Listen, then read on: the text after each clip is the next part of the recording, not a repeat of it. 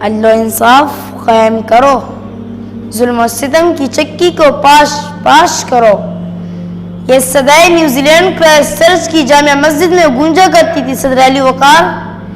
یہ صدائے اس میخانے کے ساقیوں کو انسان کی انسانیت کا باب لکھنے کا درس دیا کرتی تھی، مگر باب تو لکھا گیا لیکن انسان کی انسانیت کی وفات کا کہ نوحاگر بھی خاموش ہو گئے، روئے بھی تو کس کو روئے صدر علی وقار؟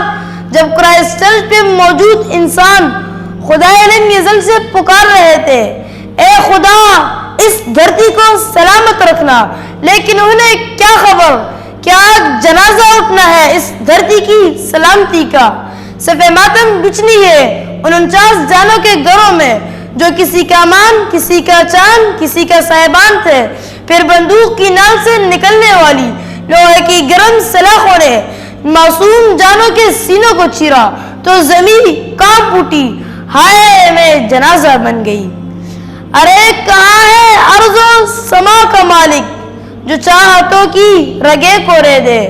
کوئی مسیحا ادھر بھی دیکھے، کوئی تو چارہ گری کو اترے، افق کا چہرہ لہو میں تر ہے، زمین جنازہ بنی ہوئی ہے۔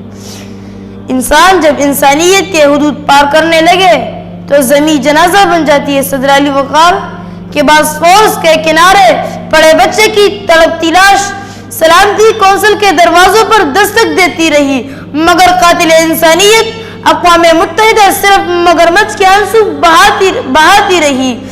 زمین جنازہ بنی جب آج صبح داتا کی نگری میں رحمتوں کے نزول کو ظلمتوں میں تبدیل کرنے کی کوشش کی گئی۔ زمین جنازہ بنی جب فلک نے پکارا، اے فرزندان قندوز اپنے دستاروں سے کفن بناؤ، اپنے لہو سے میاہ عطر برساؤ، ارے بہاروں پھول برساؤ کہ تمہاری زمین کا جنازہ جا رہا ہے۔ والسلام۔